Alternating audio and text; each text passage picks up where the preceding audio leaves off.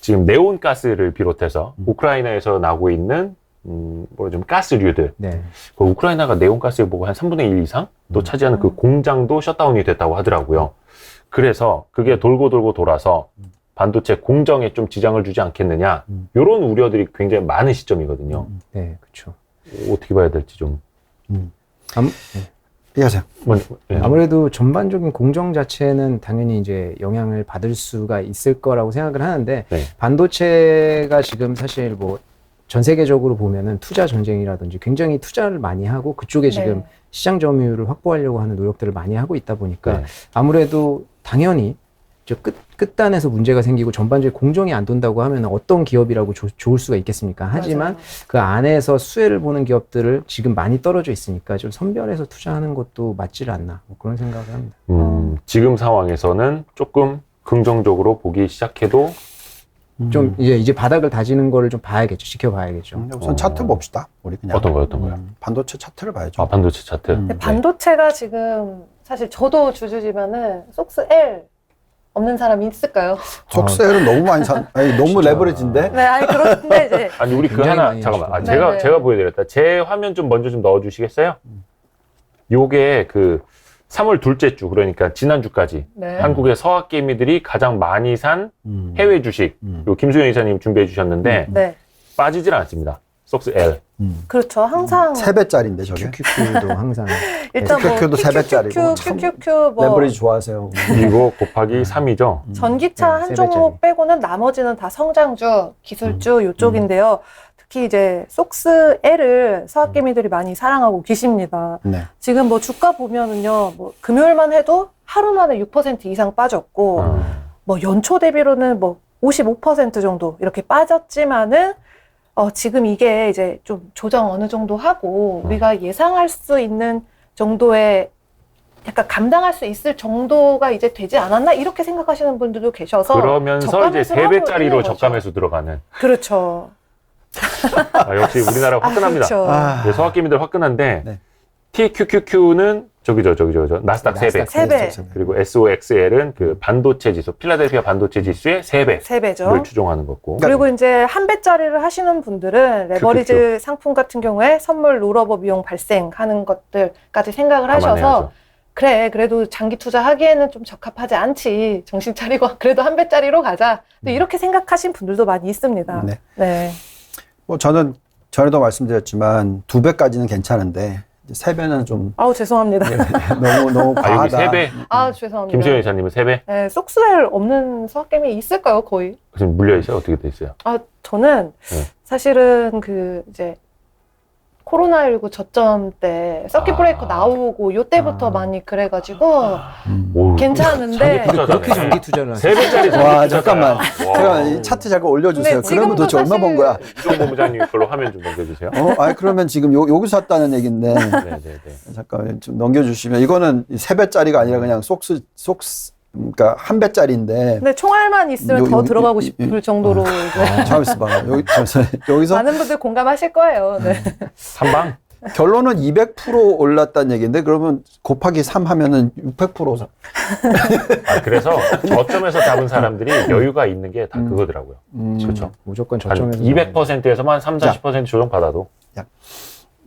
제가 그 반도체 담당 애널리스트도 아니고 제가 IT 업종에 대해서 분석을 잘하는 사람도 아니지만 저는 금융업종과 뭐 전체적인 포트폴리오 운영을 하는 사람의 입장에서 반도체 사이클에 대해서 잘 모르겠으나 네. 너무 겸손하신 거 아니에요? 아니 정말 몰라요. 네.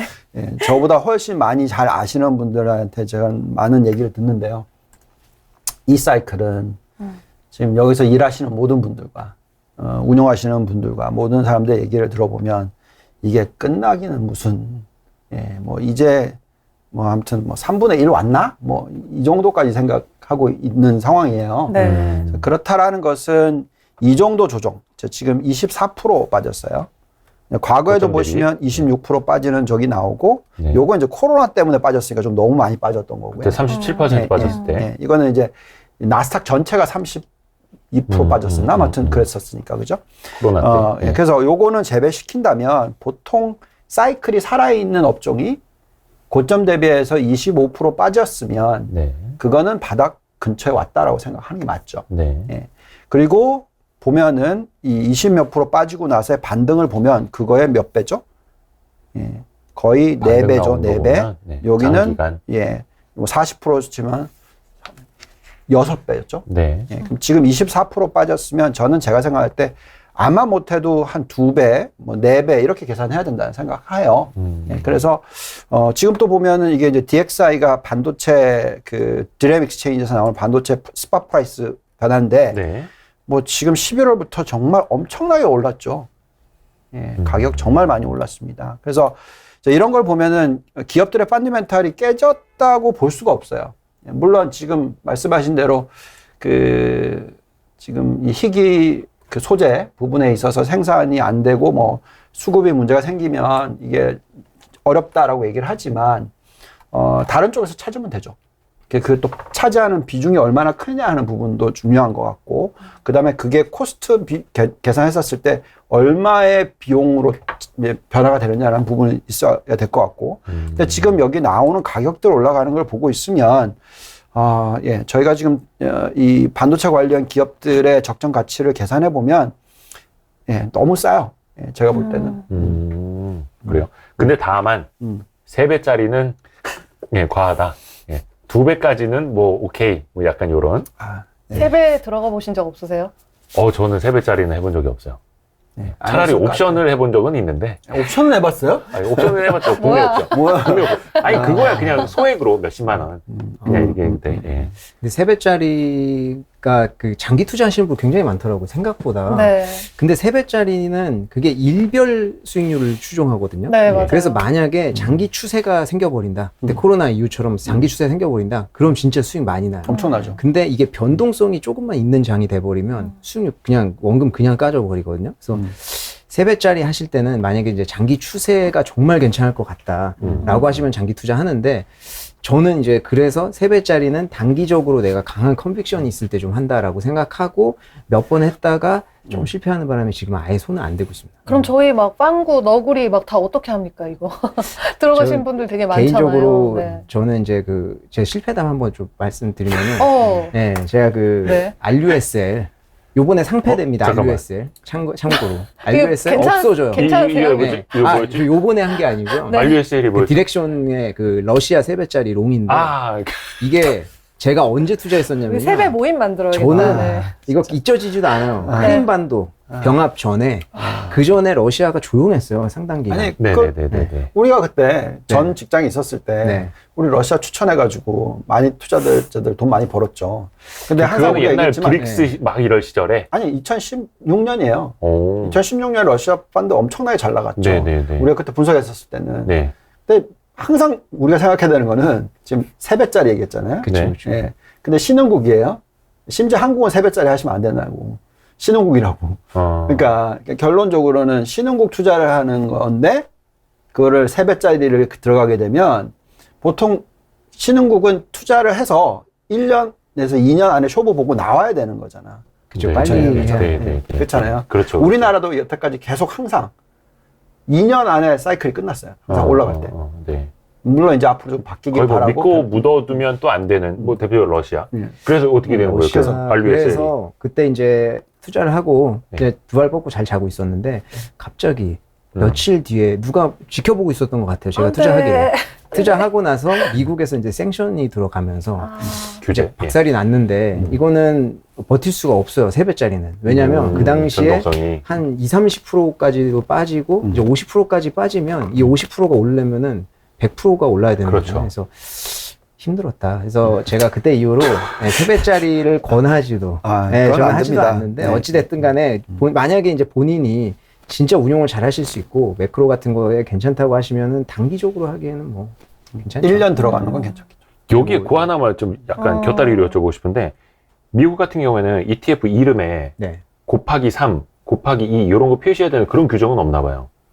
이름에 보통 나와요. 이게 그러니까 티커명 이름에 말고- 티커, 티커명에는 안 나와요. 네, 티커명은 안 우리나라는 한국거래소가 상장된 ETN, ETF에 레버리지 내릴 경우에는 곱하기 2, 아, 레버리지 인버스 곱하기 뭐 이렇게 꼭 표시하도록 유도를 하거든요. 근데 예. 미국 거는 티커에서 대충 알 수 있어요. 티커 RUS가 마지막 거. 러시아하고 네. L이 롱이에요. 그쵸. RUSS가 S 숏이. 근데 세배 이런 건 잘 모르잖아요. 그렇죠. 속스 L도 이게 그걸 모르고 레버리지가 투자하는 사람이 L 어딨어요. 보면은 3배 그냥. 그렇죠. 네. 보통 그냥 그렇게 그 대부분 생각하시면 L이 있으면 레버리지. 네. 레버리지 3배네. 그래서 무섭습니다. 우리가 지금 IT 얘기를 해야 되는 부분이잖아요. 그러니까 이번 사이클에서 나스닥이 끝났냐 아니면 반도체가 끝났냐 저는 끝났다고 전혀 생각을 하지 않고 있어서 다행이다. 네. 저희 포트폴리오 상에서는 이게 이제 결국 앞으로 어떤 미래가 만들어지느냐 하는 부분이잖아요. 그렇죠. 예. 자, 이번에 러시아 우크라이나 사태가 터지면서 네. 러시아가 지금 공경에 빠진 이유가 뭐죠?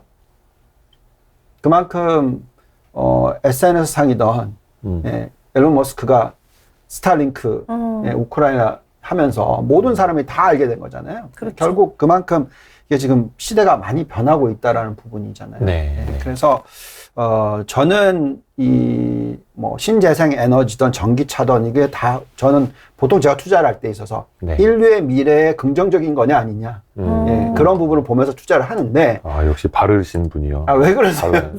네, 바르신 갑자기 왜 또 분은 글로 달라. 갑니까? 네네. 그건 아니고 아무튼 그 지금 현재 시점에서 제가 왜 그 구글을 좋아하고 예, 우리가 얘기하는 뭐 마이크로소프트를 좋아하고 그러니까 결론적으로 인플레이션을 낮춰주거나 그러니까 우리가 지식을 높이는 데 있어서 도움을 주거나 네. 우리 유튜브로 저희가 엄청나게 열심히 하고 있는 것도 네. 다 이렇게 많은 지식들을 싸게 전달하는 그 과정이잖아요. 네, 네. 예. 자, 그런 것들을 하는 데 있어서 가장 필요한 게 반도체. 그렇죠. 그리고 결국은 IT 산업.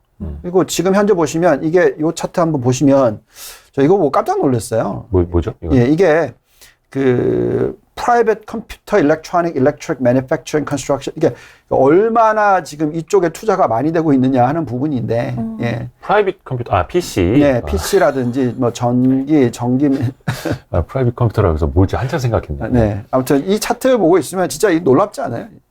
어마무지하죠. 이게 그 제조사들에게 투자하는 것들이에요? 예. 금액이? 예. 그래서 결론은 뭐냐면 네. 이런 거죠. 그러니까 우리가 지금 유튜브를 찍고 있어요. 네. 예. 그러면 이제 알파벳 구글이 동영상이 엄청나게 많이 만들어지니까 네. 그럼 저장을 해야 되니까. 네. 네. 예. 네. 그쵸. 그러면 엄청나게 서버라든지. 서버 시스템 컴퓨터가 막 생겨야 되는 거잖아요. 네. 예. 그리고 그거를 가지고 막 또 분석을 하니까 이렇게 빨리 이제 진화가 되는 부분이잖아요. 사이클도 더 예. 짧아지고 빨라지고. 예. 그렇죠. 근데 엄청난 수요는 계속 들어가는 거잖아요. 에퀴닉스 이런 애들도 좋겠네요. 그게 아닌가? 무슨 종목이죠? 데이터. 아이쿠. 네. 저는 보지를 못해갖고. 죄송합니다. 그 종목 이야기는 우리 이제 박상준 이사님이 좀 예. 해주실 겁니다. 네. 아무튼 저는 이제 큰 그림을 놓고 봤었을 때 제가 잘 모르니까 네. 이 업종에 투자를 하고 이 업종 관련된 ETF는 투자를 한다. 네. 그리고 종목도 뭐 저희는 그냥 모델을 돌려버리니까 이렇게 지금 리스트가 올라오는데 네. 정말 뭐 그냥 제가 갖고 있는 이 뭐 나스닥에 있는 1000개 기업들이든 뭐 S&P 500 기업이든 다 집어넣고 돌렸을 때 가장 상승률이 높게 나오는 업종이 반도체예요. 뭐 그냥 뭐니 해도 반도체예요. 그래서 요거는 지금 이제 반도체만 일단은 추려주신 거긴 한데 네. 뭐 퀄컴부터 인텔까지. 네. 그래서 아무튼 저는 뭐 반도체에 대한 비중을 많이 들고 갑니다.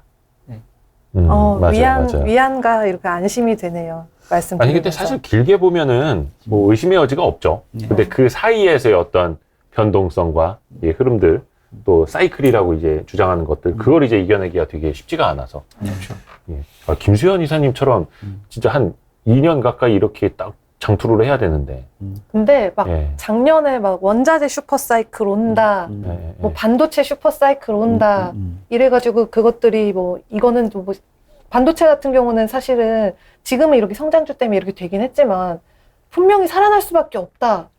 이렇게 지지를 하면서 이제 투자를 하고 있는 거죠. 네. 또 그 반도체는 이제 말 네. 그대로 필라델피아 지수기 때문에 그렇죠. 메모리에만 이제 쏠려 있는 것도 아니고 사실 엔비디아 다변화가 돼 좋은 거 있으니까. 알고 뭐 그쵸. 퀄컴 좋은 거 알지만 사실 그 하나하나 당시에 못하니까. 뭐 주식 뭐 갖고 계세요? 그러면 엔비디아 갖고 있으면 그쵸, 그쵸. 편하시겠네요. 네. 다들 이런 유행이었어요. 뭐 제가 뭐 갖고 계세요? 엔비디아 맞아요. 편하시겠어요. 아, 지금 뭐 그렇게 편하지는 않은 지금. 시기이긴 하지만 예, 어찌 됐든 간에 펀더멘털 맞아요. 자체는 아직 네네. 깨지지 않았으니까. 그 반도체 쪽에서 그러면 뭘 좀 어떻게 보면 좋은지 네네. 특히 이제 조금 몇 가지 좀 추려서 우리 박 기사님이 이야기 좀 해주시면 좋을 것 같은데. 네, 제가 그 반도체 산업에 대해서 그 현황 분포도, 산업 분포도를 뭐 간단하게 좀 그려봤습니다. 6페이지에 있는데, 네. 이거를 뭐 제가 그려가지고 굉장히 간단하게 그렸어요. 그래서 사실 이제 한국 업체까지 여기에 포함시킨다고 하면 사실은 굉장히 어마어마하게 많아지겠지만 글로벌 기업 중에서 큰 기업들만 좀 넣었다. 그래서 간단하게 뭐 설계부터 생산, 조립, 테스트, 판매, 유통까지 이렇게 간단하게 좀 볼 수 있는데 설계부터 생산까지가 우리가 흔히 얘기하는 전공정. 네. 그리고 이제 조립 테스트가 후공정. 네. 그리고 이제 판매 유통까지 이제 보통은 이제 설계업체가 판매 유통까지 같이 하는데 그래서 우리가 이제 흔히 아는 삼성전자나 뭐 SK 하이닉스는 종합 반도체 회사라고 해서 이 설계부터 판매 유통까지 다 하는 회사를 이제 종합 반도체 회사라고 하고요. 네. 그다음 팹리스가 설계만 하는 업체들.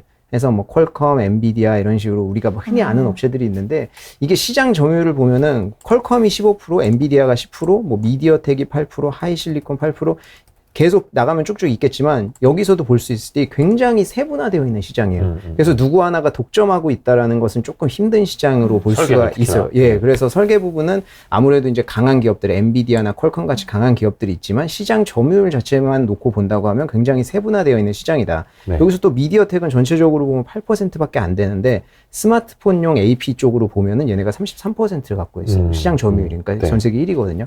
그래서 이런 식으로 설계 쪽을 볼 수가 있고요. 그리고 파운드리 쪽은 우리가 흔히 아는 TSMC, 그다음 뭐 삼성전자, UMC. 삼성전자는 여기 넣지는 않았는데 이제 시장 점유율이 TSMC가 당연히 56%고요. 삼성전자가 18%, UMC가 7%. 그래서 사실 과거 UMC는 미국에 상장되어 있습니다. 그래서 SMIC는 홍콩에 상장되어 있는데 재작년만 해도 TSMC가 많이 올랐을 때 UMC가 이제 미국에 상장되어 있는 UMC 같은 경우에 후발주자로 좀 주가가 그 이유에 따라 붙어가지고 사실 좀 순환 투자도 할 수 있었고 뭐 그런 좀 기능들이 좀 있었어요. 그리고 인텔 같은 경우에도 파운드리 시장에 이제 진출을 이야기를 했죠. 근데 이제 아무래도 진출한 지 얼마 안 돼가지고 시장 점유율이나 뭐 이제 기술 미미하고. 쪽은 조금 미미한 쪽이다라고 보시면 될 것 같고, 네. 그다음 조립 테스트를 OSAT라고 합니다. 이게 Outsourced Semiconductor Assembly and Test, 조립 테스트죠. 그래서 얘네 같은 경우에는 이제 뭐 우리가 아는 뭐 ASE라든지 엠코라든지 엠코가 좀 재밌어요. 엠코가 사실 한국 기업이에요. 예. 근데 미국에 상장이 되어 있고 이제 미국 지분이 들어가 있어서 거기 굉장히 많은 송도에 분들이 있나 일하고 아마 계시죠. 그럴걸? 네, 얘네가 공장이 저 경기도에도 있고 몇 개가 있습니다. 한국에. 그래서 굉장히 큰 회사인데 패키징 위주로 하는 회사고요. 최근에 이제 그 차량용 반도체 쪽 굉장히 수급 많이 밀려 있잖아요. 그래서 네. 관련 수요도 증가하는 추세이고 해서 이쪽도 굉장히 수혜를 많이 보고 있고 글로벌 시장 점유율로 본다고 하면은 ASE가 한 42% 정도, 엠코가 13% 정도 나와가지고 그 ASE가 굉장히 크다. 그리고 이제 뭐 반도체 메모리 쪽이 저희가 많이 얘기하잖아요, 한국에서. 네네네. 그래서 D램이랑 낸드 플래시에서 시장 점유율을 보면 당연히 삼성전자가 40% 그렇죠. 이상 넘게 차지를 하고 있는 상황이고요. 그리고 오늘 제가 이야기 드리고 싶은 내용이 이제 반도체 장비 회사. 그 밑에 이제 분홍색으로 장비 회사들이 나와 있는데 반도체 장비에서 3대장이라고 다들 아실 거예요. 뭐 어플라이드 머터리얼즈랑 ASML, 램리서치 이렇게 세 개가 3대장으로 나와 있는데 뒤에 가서 자세히 설명드리겠지만 세 개 다 굉장히 특징적으로 있고 세 개 다 지금 올해도 굉장히 좋은 수혜를 많이 볼 것으로 예상을 하고 있습니다. 그래서 뭐 기타 쪽은 뭐 사실은 굉장히 단순화되어 있는 표예요. 근데 기타 쪽은 뭐 이미지 센서도 있는데 소니가 굉장히 크고요. 사실 소니는 요새 뭐 이제 메타버스 관련돼서 이제 굉장히 좀 각광을 많이 받고 있죠. 과거에 소니 굉장히 힘들었거든요. 네. 그래서 소니 주가도 많이 떨어지고 했는데 그때는 단순히 플레이스테이션에만 의존을 하고 있었는데 갖고 있던 카메라 기술도 요새는 굉장히 각광을 많이 받고 있다. 그래서 소니가 이쪽에 시장 점유율 40%를 차지하고 있습니다. 근데 삼성전자나 SK 하이닉스도 빠르게 추격을 하는 그런 이미지 센서 시장이고요. 그다음 차량 반도체 같은 경우에는 사실 NXPI가 뭐 직접 만들기도 하고 시장 점유율도 높은데 문제는 이제 그 공급 대량이 조금 더 이어질 것 같다라고 예상을 하고 있어요. 왜냐하면 이제 파운드리 업체들이 상대적으로 이 차량용 반도체 수익률이 낮다 보니까 수익률이 높은 그런 이제 그 뭐 CPU라든지 GPU 쪽으로 많이 물량도 많고 단가도 높다 보니까 그쪽으로 사실 치우치는 것도 왜냐면 만들 수 있는 건 한정돼 있는데 당연히 이쪽으로 선택을 할 거 아니에요. 그래서 많이 차량용 남는 거 반도체 팔아야죠. 쪽은 예 조금 아무래도 더 밀릴 것으로 예상을 하고 있고 그리고 이제 그 NXP나 뭐 이런 직접 만드는 애들이 그 공장을 늘린다고 해도 사실은 바로 수급을 늘릴 수는 없는 거고 이게 6개월 정도의 시차는 좀 있을 거다라고 보고 있기 때문에 네. 이제 증설해도 조금 걸릴 것으로 예상을 하고 있습니다. 그리고 사실 차량용 반도체가 단가는 낮다고 해도 굉장히 예민해요. 차 안에 들어갔는데 뭔가 펑션을 제대로 하지 못한다고 하면은 네. 그렇기 때문에 벤더 자체를 여러 개로 늘리지 않고 복수업체로 안 하고 이제 하나의 업체랑만 운영을 했었거든요. 뭐 현대차도 어디 예. 하나, 어디 하나. 그랬었는데 요거를 이제 복수로 늘린다고 하는 게 사실은 쉽지가 않다. 그렇기 때문에 요거 늘리더라도 시간이 걸린다. 그래서 사실 차량용 반도체는 좀 시간이 걸릴 것 같고 우리가 차를 받는 시간도 조금 오래 걸릴 것 같다. 저희한테 바로 피부에 확 와닿는다. 네. 그리고 이제 뭐 마지막으로 하나는 칩리스라고 하는 업체들이 있는데 뭐 ARM이 대표적입니다. 네. 그래서 얘네 같은 경우에는 설계만 해요. 완전히 설계만 하고 판매 유통은 하지 않아요. 네. 보통 이제 뭐 퀄컴이나 이런 애들은 판매 유통까지도 하는데 그래서 요번에 엔비디아가 ARM을 인수하려고 하다가 뭐 실패하기는 네. 했었는데 사실은 인수했었으면은 굉장히 큰 시너지 효과가 날 뻔한 파급력이 그런- 예, 컸었어요. 그랬었던 거죠. 그래서 뭐 다음 장 보시면 반도체 산업 자체는 요새 뭐 다들 아실 겁니다. 이런 뉴스들이 많이 나와요. 그래서 뭐 바이든이 반도체 투자안을 통과를 했다. 그래서 최근에 각 국가별로 그리고 기업별로 그야말로 반도체 투자 전쟁인데 이게 미국 같은 경우에는 반도체 산업에 520억 달러 예산 투자를 할 예정이고요. 그다음에 EU 같은 경우에도 61조 원, 61조 정확히는 4,500억 원 정도 되는데 요 금액을 또 투자를 하겠다 이렇게 발표를 했어요. 그래서 유럽 같은 경우에는 반도체 시장의 시장 점유율이 한 10% 정도 되거든요. 근데 2030년까지 이걸 20%까지 올리겠다. 그러니까 사실 EU 같은 경우에도 이렇게 이야기를 하고 미국도 이렇게 이야기하는 이유는 결국엔 반도체가 향후에 누가 선점하느냐에 그렇죠. 따라서 먹거리다. 이거를 그렇죠. 알고 있는 거예요. 그렇기 때문에 전격적으로 다들 투자를 한다. 이렇게 보시면 될 것 같고 네. 이렇게 전 세계적으로 반도체 업체들을 위한 투자가 시작된다고 하면은 결국에는 반도체 회사의 공장 증설로 이어질 수밖에 없다. 이렇게 좀 보고 있고요.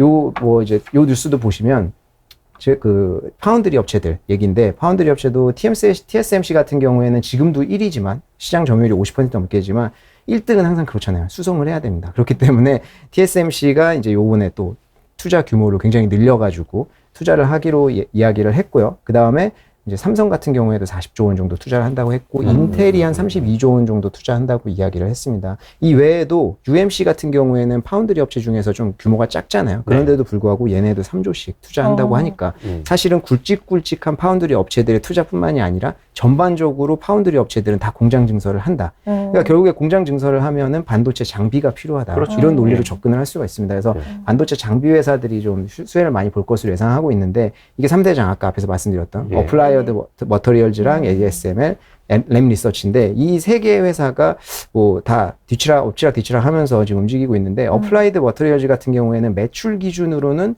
시장 점유율 1위예요. 그래서 60% 정도 차지를 하고 있고 ASML 같은 경우에는 시총 기준으로 1위입니다. 네. 네. 그래서 뭐 램 리서치는 시총 기준으로는 3위 정도 되는데 각각 다 특징이 있다. 그래서 어플라이어드 머터리얼즈를 보면은 증착과 이제 증착이라든지 전공정에서 사용되는 전반적인 공정에 그렇죠. 사용되는 장비를 다 다루고 다 있고요. 하죠. 예, 그래서 사실 전반적으로는 다 다루고 있는 회사다. 이렇게 보시면 되고 ASML은 노광 장비 쪽에 완전히 특화되어 있어요. 슈퍼 의리죠. 예, 그래서 네. 슈퍼홀로 우리가 다 알고 있는 그래서 네. 굉장히 유명한 회사고 램 리서치 같은 경우에는 식각 장비. 그래서 뭐 제가 반도체 완전 전문가는 아니지만 증착 같은 경우에는 표면에 얇은 막을 싸는 공정이고 뭐 식각 같은 경우에는 노광한 이후에 그 회로 옆에 깎아내는 작업이다. 이 정도만 말씀을 드리고요. 먼저 이제 어플라이드 머터리얼즈를 좀 설명을 드리고 싶습니다. 이 기업 같은 경우에는 ROE 보시면 56%로 굉장히 높아요. 그래서 네. 그 장비 업체들을 보시면 아시겠지만 ROE가 자기 자본 대비 이제 수익률이 굉장히 높다. 50% 이상 넘어가면 굉장히 높은 거거든요. 그래서 PER 같은 경우에는 17.22배. 그래서 이게 ASML이 37배고 램 리서치가 15배니까 사실은 뭐 그렇게 높은 PER은 아니다라고 볼 수 있는데 사실 PER 자체가 ASML이 지금 37배로 높은데 높은 이유가 있죠. 결국에는 굉장히 시장을 독점하고 있고 뒤에 가서 자세히 설명드리겠지만 뭐 어떤 인정을 받는다 가치를 그렇게 보시면 될 것 같고 주가 보시면 아시겠지만 최근에 많이 빠졌고요. 배당률 같은 경우에는 0.79%인데 이게 고배당주로 접근하기에는 좀 어폐가 그렇죠. 있어요. 조금, 예, 그렇기 때문에 배당은 그냥 아, 주주 친화적이구나. 이 정도로 이해하고 가시면 될 것 근데 같아요. 이 정도도 주주 친화적이라고 볼 수 있는 이제 거예요. 뒤에 가서 제가 보여드리겠지만 배당을 꾸준히 지급을 하고 있고요. 자사주 매입도 꾸준히 하고 있어요. 자사주 그러니까 매입. 사실 자사주 매입 소강 많이 하면 뭐 배당 덜 줘도 되죠. 뭐. 그렇죠. 근데 이제 뭐 자사주 매입에 대해서 효과에 대해서는 야, 내가 체감하지 못한다. 뭐 여러 가지가 있지만 자사주 예. 매입을 한다는 것 자체가 굉장히 주주 친화적입니다. 그리고 그렇죠. 자사주 매입을 한다는 것 자체만으로도 자기 사업에 대한 컨빅션이 있다는 거예요. 그렇지 않으면 자사주 매입 못 하거든요. 근데 어플라이드 머티리얼즈가 이제 반도체 지금 안 좋은 상황 속에서도 한 주간 거의 4% 정도가 올랐거든요. 한 달 연초로 보면은 빠지긴 빠졌는데 네네. 최근에 다시 이렇게 왜 올라왔을까요? 그러니까 네. 이게 아무래도 뭐 그런 이유라고 뭐 큰 그림에서 봤을 때 제가 봤을 때는 그렇습니다. 아까 말씀드렸듯이 이제 원자재라든지 이런 게 부족을 해서 큰 공정 자체로 사이클이 돌지 못한다고 해서 수요가 줄어들 수는 있지만 네. 이제 파운드리 업체들 같은 경우에는 오케이 이번에 공장을 증설하겠어라고 했는데 그거를 다시 철회할 수는 없어요. 왜냐하면 여기서 철회하는 순간 경쟁자한테 따라잡히거든요. 그렇기 때문에 공장 증설 같은 경우에는 시간이 걸리는 작업이고 늦출 수 그렇기 없고. 때문에 오히려 지금같이 안 좋을 때 계속 왜냐하면 반도체 산업이 지금 꺾인다고 해서 완전히 망하는 것도 아니고 그렇죠. 잠깐의 그렇죠. 조정인 거라 잘 보인들은 알거든요. 그렇기 때문에 지금 투자하는 규모 자체를 줄이거나 처리할 수는 없다. 그렇기 때문에 얘네 같은 경우에는 계속 수혜를 보는 거죠. 다만 반도체 섹터 자체가 부진하다고 하면 주가에 영향을 받을 수가 받을 수 있다. 있고. 네. 그렇게 좀 보시면 돼요. 다만 그걸 이제 그래서 감안을 하고 투자를 하셔야 되는. 그렇죠. 예. 하지만 이제 계속 모아가도 좀 좋은 주식으로 좀 보일 것 같습니다. 네. 어플라이드 오늘은 머티리얼즈. 좋게 얘기해야 될 것 같아요. 반도체. AMAT. 네, 근데 이게 뭐 좀 잠깐 추가적으로 설명드리면 어플라이드 머터리얼즈는 이제 종목 코드가 AMAT로 상장이 되어 있는데 얘네는 굉장히 뭐 다음 페이지 한번 보시면은 성장할 때 M&A를 굉장히 많이 했어요. 요거는 축약적으로 제가 만든 페이지인데 얘네가 M&A를 총 19개 회사를 했습니다. 그렇기 때문에 그래서 전공정을 다릴 수가 있는 거예요. 하나의 자기네가 판 것만이 아니고 그렇기 때문에 외형적으로 M&A를 굉장히 많이 해왔다라는 것이 굉장히 중요하고요. 앞으로도 보유하고 있는 현금으로 M&A를 좀 활발하게 할 수 있는 가능성이 굉장히 높은 회사다. 이런 것들 저희가 좀 주의를 해야 되고 네. 다음 페이지에 요게 이제 그 최대 고객사가 TSMC랑 인텔이에요. 네. 근데 앞에서 저희가 뉴스를 봤잖아요. TSMC 같은 경우에는 공격적으로. 올해 54조 원 투자를 할 거고요. 네. 인텔은 32조 원인데 인텔은 올해만 32조 원이고 10년간으로 봤을 때 얘네 후발주자잖아요. 그렇기 때문에 투자를 빨리 해야 되거든요. 그렇기 때문에 10년간 120조 원을 투자를 한다. 그래서 사실 어플라이어드 머터리얼즈가 이제 최대 고객사가 이 두 개이기 때문에 네. 얘네 투자 수혜를 그대로 좀 받을 수 있는 가능성이 제일 큰 기업이다. 이렇게 보시면 될 것 같아요. 그리고 이제 이거는 이제 그 사업 부문별로 이제 그 매출 구조인데 반도체 장비가 73%입니다.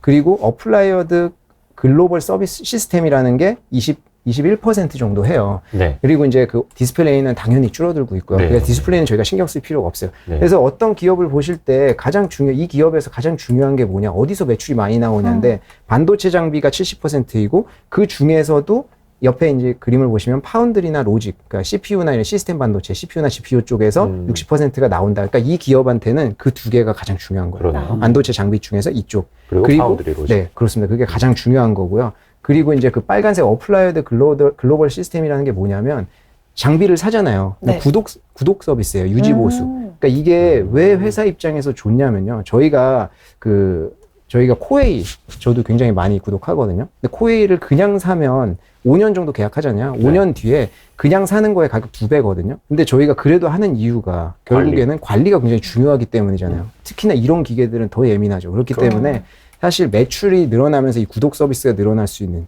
이런 플러스 알파가 좀 있고요. 그리고 디램 같은 경우에도 최근에는 이제 반도체 장비 수요가 많이 늘어나고 있기 때문에 그런 호재들이 좀 있는 기업이다. 이렇게 보시면 되는데, 그 재무제표 같은 경우에는 다음 장에 한번 보시면 이게 2022년 1분기 매출이 63억 달러 나왔어요. 이게 최고 매출입니다. 최고 매출을 찍었고 2분기 매출조차도 63.5억 달러 정도 예상을 해요. 그렇기 때문에 이제 또 최고치를 경신할 것으로 예상을 하고 있고요. 총 마진 같은 경우에 보시면 50%.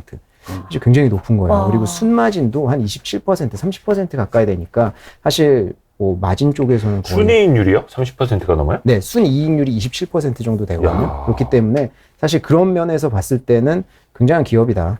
저희가 다 뜯어보니까. 그리고 이제 뭐 다방면 쪽에서 증가를 했지만 현금 보유량도 보시면 마지막에 프리 캐시 플로우라고 있는 것도 네네네네. 굉장히 괄목할 만한 성장을 했습니다. 그리고 다음 장 보시면은 이제 이게 현금 보유량 같은 것 보실 수 있는 건데 제가 아까 앞에서 말씀드렸듯이 주주 친화적이라고 하는 게 맨 밑에 빨간색으로 쳐놓은 게 보면은 셰어 리퍼체이스가 자사주 매입이잖아요. 자사주 네. 매입도 보시면 꾸준히 늘려가면서 그 규모조차 늘리고 있다. 그러니까 결국에는 주가가 떨어졌을 때 자사주 매입을 하기도 해요. 근데 네. 주가가 계속 오르는 추세에서도 자사주 매입을 하기도 하거든요. 근데 자사주 매입 이야기하면은 한국 자사주 매입을 생각하시는 분들 많아요. 이게 무슨 주주 친화적이냐. 한국은 일회성으로 그치니까. 그렇죠. 근데 그거는 이벤트. 한국 얘기고요. 미국 주식 같은 경우에는 배당 같은 경우에 한 번 하면 꾸준히 하는 기업들 30년씩 코로나 때 잠깐 멈췄던 기업들이 많았는데 거의 네. 30년씩 꾸준히 하는 기업들이 태반이고 그렇죠. 그리고 자사주 매입 같은 경우에도 워렌 버핏 같은 경우에는 배당 안 하잖아요. 근데 자사주 그렇죠, 매입만 그렇죠. 하잖아요. 그런 옥션에서 식으로 웨이가 배당 안 하죠. 네, 많이 합니다. 그렇기 때문에 자사주 매입 자체에 대해서는 더 깊이 들어갈 수도 있지만 사실은 이것만으로도 우리가 이제 주주 친화적이다. 이렇게 볼 수 있고요. 다음 페이지 한번 보시면 그래도 이제 그 우리가 풀어야 될 과제들이 좀 있습니다. 뭐 이건 이게 병목 현상이네요. 병목편에 이거 제가 찾아보니까 거의 굉장히 이거- 좋은 그림 해가지고 거의 휴게소 그림 아닙니까? 네. 보셨나 했더니. 이게 실제인지는 저도 잘 모르겠는데 병목 현상이 이제 공급망 부족 현상이 지금 어느 이제 산업이든 마찬가지지만 이 예. 기업도 이제 그 CEO 자체가 이야기를 했어요. 공급망 부족 때문에 지금 예. 우리가 더 낼 수 있는 매출도 내지 못하고 있다. 그렇기 때문에 그런 부분도 그렇고요. 그리고 최근에 이제 그 엔비디아랑 ARM 병합 M&A 관련돼서 안 되지 무산됐잖아요. 그렇죠. 네네네. 이게 사실 그 엔비디아뿐만이 아니라 다른 기업들도 최근에는 이제 독점 때문에 계속 이제 그 인수를 못 하고 있어요. 네. 그러니까 이런 것 자체가 아까 앞에서 제가 말씀드렸듯이 이 회사는 M&A로 성장을 해오던 회사인데 매출도 네. 좋고 하지만 이제 M&A를 쉽게 하지는 못하겠다. 그래서 아. 이런 것들을 좀 풀어야 될 과제로 요거는 이렇게 우리가 리스크 요인으로 조금 네, 좀 감안을 하고 생각을 있어야 해야 될 것 되네요. 같습니다. 네. 좋네요. 그래서 뭐 애플라이드 머터리얼즈는 요 정도로 제가 이야기를 하고요. 또 ASML이 있어요. 네. ASML 같은 경우에는 이제 슈퍼올 우리가 다 알고 있는데 얘네도 뭐 마찬가지로 ROE 50% 가까이 나오는 기업이고 얘네는 이제 배당률 뭐 1.07% 하는데 저희가 배당률 보실 때 당연히 이제 저희 투자자분들 다시 아시겠지만 이거 시가 배당률입니다. 그렇기 때문에 배당률이 갑자기 올랐다고 해서 물론 배당을 준 금액을 올렸을 수도 있지만 주가가 떨어졌을 수도 있겠다는 생각을 좀 시가 하셔야 배당률 돼요. 측면에서 네, 보면 그렇기 때문에 얘네가 이제 배당이 아까도 앞에서 말씀드렸듯이 많이 주는 기업은 아니다. 근데 얘네도 역시 자사주 매입을 꾸준히 하고 있고요. 근데 PER은 37배. 네. 근데 노광 장비 시장 점유율 얘네가 85%예요. 1위죠. 네. 압도적으로. 그리고 이 점유율이 앞으로 떨어지지도 않을 것 같다라는 게 그렇죠. 이제 그 관건인데 이런 뉴스들이 요새 나오고 있습니다. 앞에서도 이야기했듯이 대만 TSMC 뭐 EUV 장비라고 하는데요. 이제 그 ASML이 내놓는 장비 중에서 최근에 이제 독점하고 있는 장비인데 TSMC가 다 갖고 있어요. 거의 70% 이상의 제품을 가지고 있고 삼성 같은 경우에도 요번에 이재용 부회장이 뭐 날라갔잖아요. 코로나에도 불구하고 그렇죠. 그 이유가 갔다 왔죠. 뭐 이런 제품을 받아야 되는데 못 받아서 이분이 이재용 부회장 아닙니까? 그거 이분이 이재용 부회장 맞아요. 네. 맞아요? 맞아요. 이재용 부회장. 그렇군요. 제가 그 사진까지는 자세히 못 본 것 같아요. 네. 그래서 다음 장에 안 그래도 나오는데 이제 이재용 부회장이 나와서 올해 핵심 반도체 EUV 중에 40대 생산. 이게 뭐냐면 결국에는 ASML에서 자기네도 생산을 많이 하고 싶은데 연간 찍어낼 수 있는 기계가 한정되어 있는 거예요. 그렇죠. 그렇다 보니까 TSMC가 바게닝 파워가 있으니까 걔네 같은 경우에는 다 가져가고 결국에는 이제 삼성도 큰 몫을 차지하고 있지만서도 많이 못 가져가고 있다. 이런 게 문제입니다. 그러니까 완전히 슈퍼올이라고 할 수 있는 거죠. 그리고 또 워낙 이제 중요한 다음 장 보시면은 워낙 중요한 장비다 보니까 뭐 바이든 미중 전쟁이 최근인 지금에는 중국에다가 수출하지 그렇죠, 마라. 그렇죠. 수출 못 하고 있잖아요. 중국에 수출 안 하고 있는데도 지금 매출이 계속 나오고 있는 거예요. 뭐 이런저런 핑계를 많이 대더만요. 네. 이게 뭐 불이 나서 안 되고 뭐해서 문제가 있어서 안 되고 그래 중국에 그러니까 줄 거 사실은 없고. 예. 이제 새우등 터지는 것도 아니죠. 새우등도 안 터졌는데 어찌됐든 간에 그래서 중국은 뭐 노광장비 본인들이 독립하겠다라고 하지만 사실은 이거는 따라잡을 수가 없는 기술력이다. 그래서 노광장비를 한번 보시면 이 노광이라는 게 빛을 이용해 가지고 웨이퍼에다가 반도체 회로를 찍는 거예요. 그냥 간단하게만 말씀드리면 더 사진 복잡하지만 찍는. 네, 그래서 이게 그런 과정인데 이 7나노, 10나노 이하로 내려가면은 이 나노 수가 적어질수록 반도체가 작아지는 거잖아요. 그래서 나노 수가 적어질수록 10나노 이하로 가면 EUV 제품을 꼭 써야 돼요. 그렇죠. 뭐 DUV 제품이라고 해서 기존 제품을 써도 몇 번에 이제 반복적으로 찍어내서 할 수는 있는데요. 생산력이 워낙 떨어진다. 그렇기 때문에 이제 미세 작업은 EUV 제품을 꼭 써야 된다. 우리가 요거 하나 알고 지나가시고요. 극자외선. 그러니까 빛을 더 얇게 쏴야 하는. 네, 그렇죠. 네, 네. 그래서 이 제품이 그 다음 장에 나오는 이 제품이 DUS라고 해서 이제 기존에 쓰던 제품입니다. 기존 그래서 거고. 기존 제품인데 심자외선을 사용하는 건데 요게 이제 뭐 193 나노미터, 뭐 38, 뭐 이런 게 숫자들이 써 있잖아요. 네. 이런 거에 대해서는 뭐 자세하게 제가 설명드릴 수는 없지만 뭐 그 파장대가 190 나노미터다 보시면 되고요. 그리고 레졸루션 두 번째 38 나노미터가 해상도인데 38 나노미터의 해상도라 이 정도 보시면 될 것 같고 NA가 Numerical Aperture라고 해가지고 투사과 개구수예요. 이것도 좀 중요해요. 저희가 뒤에 가서 볼 것처럼. 그래서 개구수라고 보시면 되고 요거는 시간당 295개의 웨이퍼를 제작을 한다. 이렇게 보시면 됩니다. 그리고 이제 요 다음 장에 나오는 이게 바로 EUV 제품입니다. 그래서 DUV 단면도 같은 저 옆에서 뜯어본 거. 네, 그래서 요게 이제 ASML 홈페이지에 가면 나오는 단면도인데 네. DUS 같은 경우에는 직선으로 찍어내는 거예요. 예. 근데 요거는 보시면 아시겠지만 보라색을 보시면 아시겠지만 반사각을 이용해서 찍어내잖아요. 예. 그래서 이 EUV라는 게 뭐 익스트림 울트라바이올렛이라고 해서 극자외선을 이용을 하는 거거든요. 그래서 요런 식으로 해서 노광 작업을 찍어내는 건데 다음 장 한번 보시면 간단하게 요 수치만 비교를 해볼게요.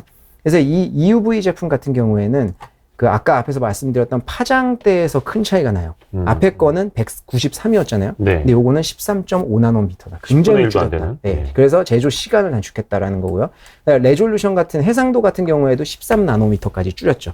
그래서 이제 10나노미터 밑으로 가는 제품들은 이 제품을 써야 된다는 거예요. 미세 공정에서는. 그렇죠. 그래서 NA 같은 경우, 개구수 같은 경우에 0.33으로 더 적어졌어요. 그 앞에 있는 DUV보다. 네. 그리고 이제 시간당 170개의 웨이퍼를 제작을 하는 그런 회사이고요.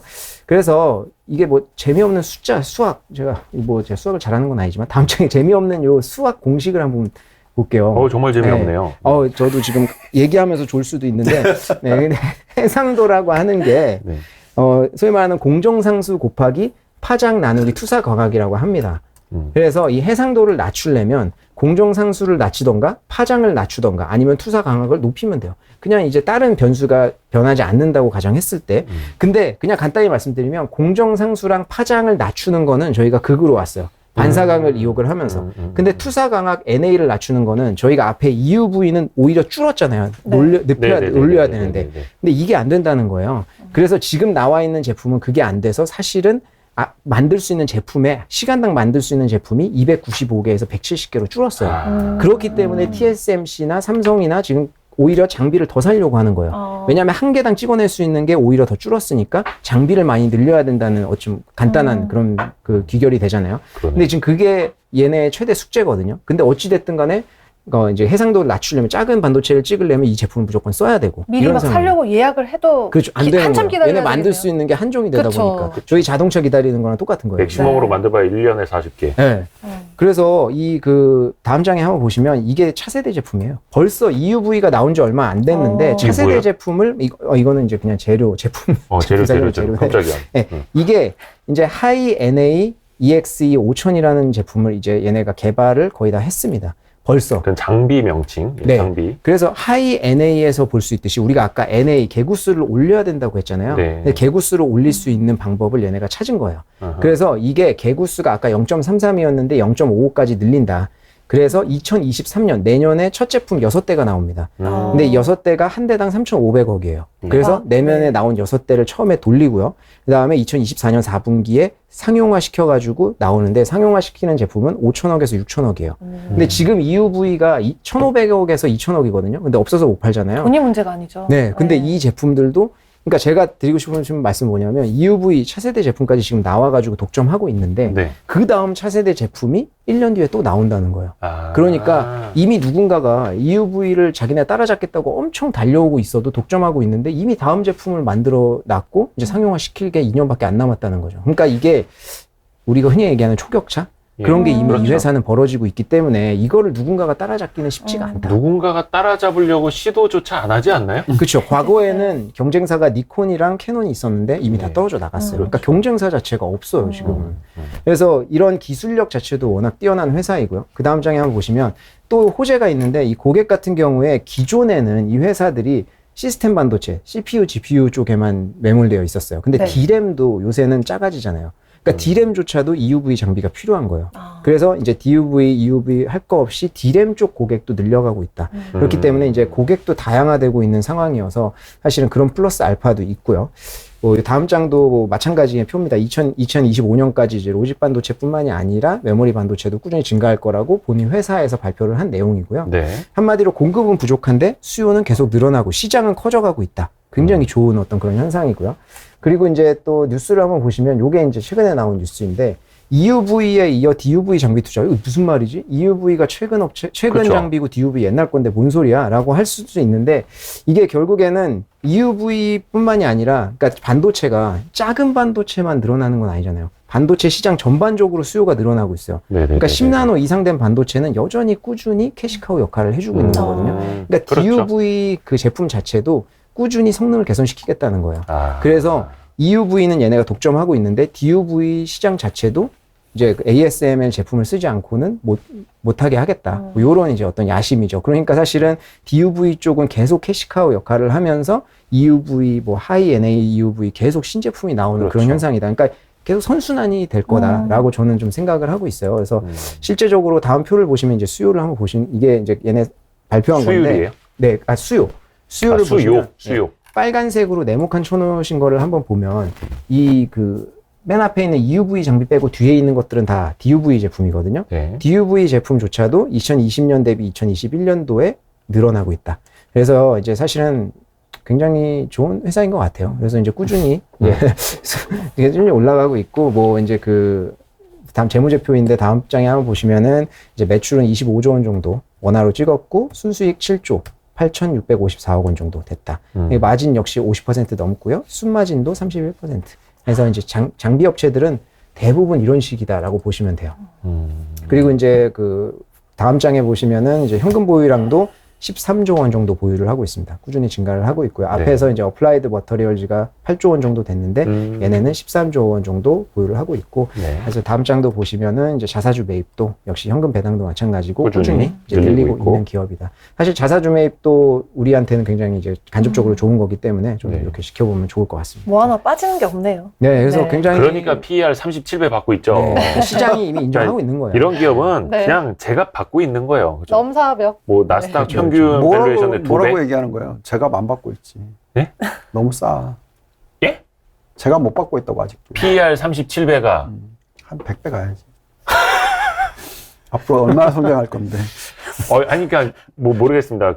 뭐라나 훌륭한 기업을 제값 주고 사는 거 그런 이야기들이 있지 않습니까? 그렇죠. 예, 다만 아니면- 지금 뭐 시장 분위기가 이러니까 선뜻 손이 안 나가실 거예요. 사실은. 근데 이제 그럴 때일수록 분할 매수가 가야죠. 정답이죠. 네, 네. 분할 매수로 하셔야 근데 돼요. ASML 같은 게 약간 시장 이슈 때문에 주가가 빠져주면 네, 땡큐 막 이런 느낌으로. 사실 뭐 봐도 우려할 상황이 거의 없는 그렇죠. 그런 기업이기 때문에 그리고 현금을 보유하고 있는 것도 종목이다 이런 얘기가 있잖아요. 네. 우리 투자자들이 현금 보유하는 것을 굉장히 힘들어 하거든요. 그래서 현금을 지금 같은 경우에는 일정 부분 보유하는 게 심리적으로 굉장히 안정이 돼요. 그래서 현금을 좀 보유하면서 내가 지금 이런 좋아했던 종목들 이제 분할 매수 이런 식으로 해도 되고요. 저는 이 반도체 이제 아무래도 ETF를 하고 있다 보니까 이제 한배 기준으로 속스, 네. XX랑 SMH 네네. 이 두 개를 가지고 얘가 더 속스가 더 거래량도 많고 더 오래됐고 이런 거는 네, 알겠는데 정확히 어떤 차이점이 있는지 안에 뭐 홀딩스가 뭐가 다른지 둘 중에 사자면은 뭘 선택해야 될지 이게 고민되시는 분들 많거든요. SMH랑 네. SOXX. 개인의 어떤 취향이라고 좀 보시면 될 것 같은데 네. 이 ETF를 보시면 이게 반도체 관련된 ETF 전부 다예요. 미국에 상장되어 있는 거. 네. 그래서 한 배짜리를 보시면 SMH부터 쭉 내려가서 SOXQ까지 있고요. 밑에 2배짜리, 마이너스 2배짜리, 3배짜리, 마이너스 3배짜리 이렇게 있습니다. 그래서 사실은 한 배짜리만 제가 좀 말씀을 드릴게요. 그래서 다음 장에 이제 차트를 한번 보시면 이 차트가 보면은 같은 반도체 추종하는 건데 좀 수익률이 다 다르죠. 그래서 이제 가장 수익률 많이 난 걸 보면은 XSD. 그래서 이게 어떤 반도체 섹터에 투자하느냐에 따라서 물론 요거는 2년 차트여가지고 네. 이 2년이 계속을 얘기하는 건 아니고요. 그 시기와 이제 홀딩스에 따라서 수익률은 다르겠지만 네네네. 지금 최근 2년을 봤을 때는 XSD가 제일 높았다. 그리고 FTXL 같은 경우에는 제일 부진했다. 그래도 96% 올랐다. 그래서 10%에서 많게는 20%까지 수익률이 좀 차이가 나요. 나는데 그래서 이 XSD 같은 경우에 다음 장에 한번 보시면 얘네들 같은 경우에는 장점이 반도체 섹터 전반적으로 투자하고 있는 그 동일 비중으로 들어간다는 거예요.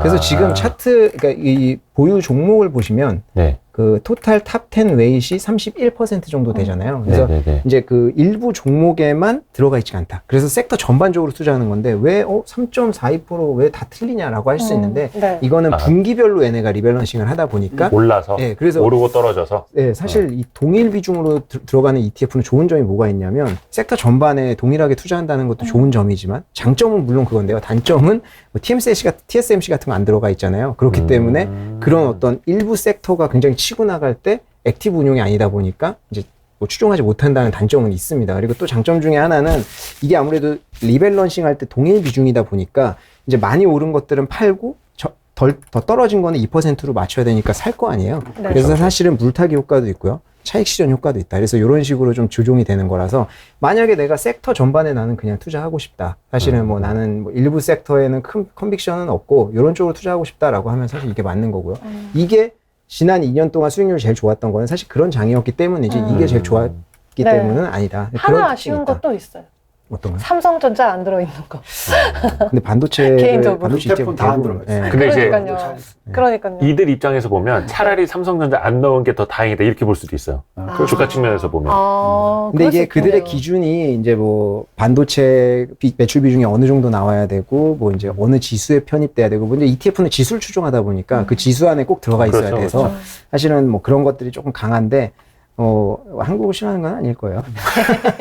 아, 질문이 있는데 네. 아까 저기 장비 업체 중에서 네. 그 안 할 거예요? 랩 리서치는? 오늘 랩 리서치는 제가 준비를 하지 왜 않았어요. 안 빼놨습니까? 했어요? 아, 이제 이유를 얘기해 사실은 주시죠. 랩 리서치도 비슷한 스토리예요. 비슷한 스토리인데 제가 봤을 때는 이제 전반적으로 다루고 있는 이 업체도 좀 좋고 그다음에 이제 ASML 같은 경우에는 워낙 이제 독보적이고. 독보적이었고 근데 이제 랩 리서치도 사실 시각 장비 쪽에서는 얘네가 거의 독점하고 있는 회사이고 사실 뭐 아까 말씀 안 드렸지만 ROE가 70% 정도 나와요. 그래서 랩 리서치도 굉장히 좋은 회사이기는 한데 어쨌든 비슷한 스토리라고 해서 제가 이제 오늘은 넣지를 않았어요. 일단은 1, 2등에만 네네. 집중하는. 그러면 세 개 중에서 랩 리서치, ASML. ASML, 어플라이 머티리얼스 뭐 사세요? 아주 개인적으로요. 네. 이거 ASML이요. 너무 이제 안전빵으로. 그냥 아니 근데 좀, 사실 뭐 세 개 중에 하나도 명확합니다. 안전빵이라고. 아니 왜 이 질문을 하냐면 예. 못 사요 세 개 다. 왜 못 사요? 주가 너무 비싸. 아, 랩 리서치가 483불. 그다음에 ASML이 586불. 뭐 어플라이 머티리얼스만 123불이네. 저는 셋 중에 하나 선택하는 게 맞는 것 같고요. 근데 어쨌든 이제 흐름은 비슷할 거예요. 셋 다. 왜냐하면 장비 업체이고. 근데 그 와중에 이제 어디가 뭐 예를 들어서 실적 발표했을 때 좀 더 낫다라든지 어떤 서프라이즈가 있을 때 뭐 차이는 있겠지만 사실 세 개의 주가 흐름은 차트로 놓고 보면은 뭐 비슷할 수밖에 없기 때문에. 세 개 다 못 산다고 표현하신 거는 세 개를 한꺼번에 사기에는 너무 비싸다라는 그런 표현이셨던 거예요. 한 주씩만 사도 지금 얼마야지? 그러니까 한 주씩만 사도 한 100만 원대 초반? 100만 돈이 넘죠. 드니까. 그래서 아니, 그리고 반도체 포트폴리오- ETF 네. 가는 거죠. 포트폴리오 입장에서 그 완전히 똑같은 업종을 간단하게 갖고 필요 없죠. 이 얘기 해드릴게요. 업종. 저 운영하잖아요. 네네네. 예, 고객이 최소 가입 금액이 얼마예요? 1,000만 원. 1,000만 원이잖아요. 네. 예. 그러면은 예. 이거 세 개 사면 어떻게 돼? 1,000만 원 가입 고객에 이거 세 개 사면은 비중이 그냥 조절이 10% 되잖아요. 힘들어지니까. 못 사요, 저희가. 그래서 더 많이 투자하시라는 거예요? 뭐예요? 아니. 아니, 제가 포트폴리오 구성할 때 투자를 못한다. 제 딸처럼 1,000만 원 최소 가입 고객은 좀 이렇게 관리하기 힘들다라는 약간 이런. 아니, 그런 뜻이 아니고요. 이 스탁 스플릿을 제가 왜 기다리고 있는데. 스탁 스플릿. 항상 요즘에 주식 좀 분할. 뉴스 나오잖아요. 주식 분할 나오는 거. 아마존도 한다고 하고. 왜냐면 모든 고객들 다 똑같아야 되니까. 그래서 저희는 그렇기 때문에 ETF를 활용을 하거든요. 네네. 근데 이제 저는 이 세 개를 다 안 들고 있기 때문에 얘기를 해드리자면, 저는 랩 리서치를 삽니다. 산다면 상승률이 더 높은 훨씬 ROE 저는 제일 좋아하시는 ROE. 훨씬 좋아 보입니다. 싸 보입니다. 아까 제가. 레미서치가 꿀팁이네. ROE가 70%. 70%. 그랬다 우리 유동훈 본부장님은 항상 그 자본 효율성 이거 엄청 강조하시기 때문에. 게다가 이제 그 프라이스 투 세일즈 중에서 영업 마진율을 갖고 계산을 하는데, 뭐 아무튼 랩 리서치가 제일 좋아 보입니다. 제 개인적인. 근데 그 유동원 홈런 랩 저 가입해서 가끔 네네. 보고 있는데 거기는 이제 반도체 ETF로 담고 계시잖아요. 네. 근데 아까 말씀하신 것 중에서 그 ETF는 제가 안 들고 있기 때문에 얘기할 수 있는데, 네네네. 그 아까 XSD. 네. 이건 equal weight이라서, 예. 그거는 이제 equal weight이랑 똑같은 비중을 들고 가는 거잖아요. 그러니까 아까 설명해 주셨듯이. 네네. equal rate가 이제 동일 2% 평균. 그러니까 실총이 뭐든 간에, 똑같이 똑같이 2%씩. 들고 가는 거죠. 예. 그래서 한국에 있는 ETF들도 그런 것들이 좀 있어서 예를 들어서 그때 BBIG 무슨 ETF 이런 것들도 동일 가중들이 있었고 시가총액 가중 방식이 있고 그래서 이거 항상 알아보고 ETF를 투자를 하셔야 돼요. 그래서 저는 이제 ETF 대표적인 거 3개를 들여다봤었을 때 제가 마음에 드는 걸로 들어가는데 XSD는 안 들고 가는 거죠.